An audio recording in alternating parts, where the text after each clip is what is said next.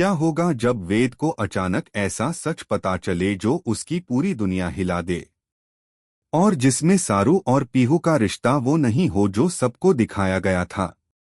एक ऐसा राज जिसे जितना छुपाने की कोशिश की गई उतना ही बड़ा तूफान बनता गया।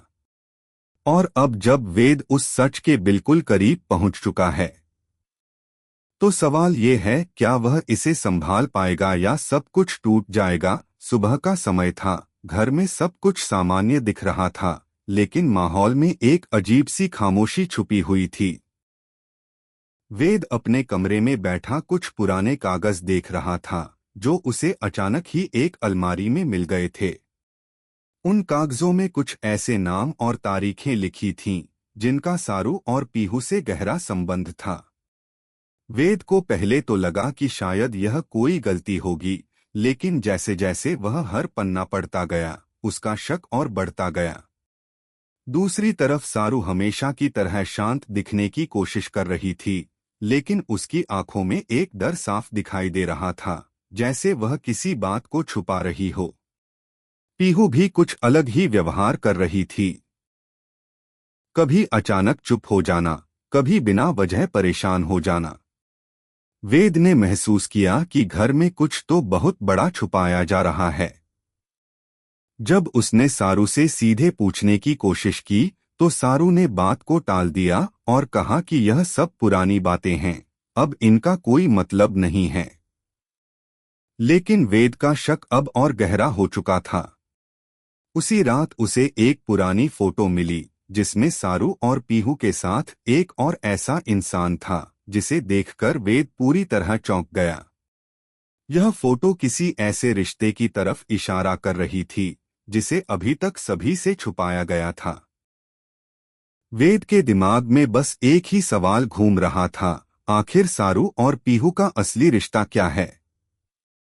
और यह राज इतना बड़ा क्यों छुपाया जा रहा है? अगले दिन वेद ने तय किया कि वह अब सच जानकर ही रहेगा।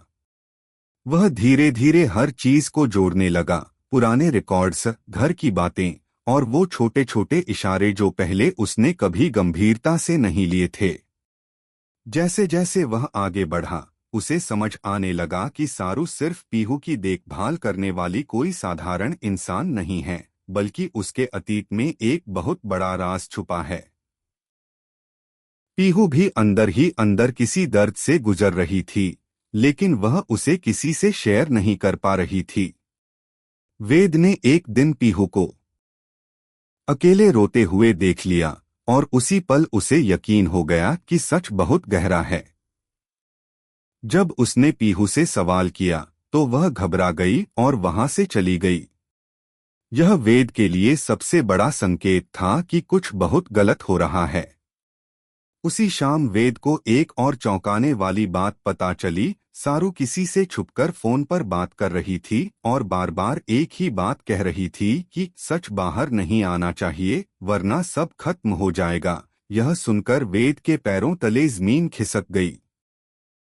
अब उसे समझ आ गया था कि यह सिर्फ एक फैमिली मैटर नहीं, बल्कि एक ऐसा राज है जो पूरी जिंदगी बदल सकता है।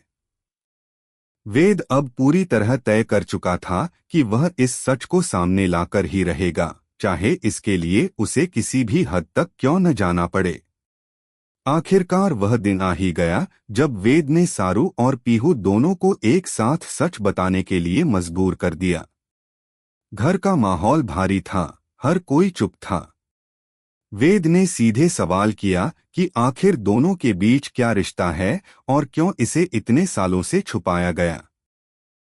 पहले तो सारू चुप रही, लेकिन फिर उसकी आंखों में आंसू आ गए।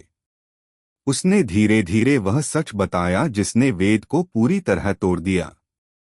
सच यह था कि पीहू का अतीत उस परिवार से जुड़ा था, जिसे सारू ने हमेशा बचाने की कोशिश की थी, और वह रिश्ता इतना संवेदनशील था कि अगर पहले ही बता दिया जाता तो कई जिंदगियां बर्बाद हो सकती थीं। पीहू रोते हुए वेद के सामने खड़ी थी, और सारू का दर्द भी साफ झलक रहा था। वेद कुछ पल के लिए बिल्कुल चुप हो गया, जैसे उसे समझ ही नहीं आ रहा हो कि वह क्या कहे। उसका भरोसा, उसकी सोच, सब कुछ हिल चुका था। लेकिन उसी पल उसे एहसास हुआ कि सच चाहे कितना भी दर्दनाक हो, उसे छुपाया नहीं जा सकता।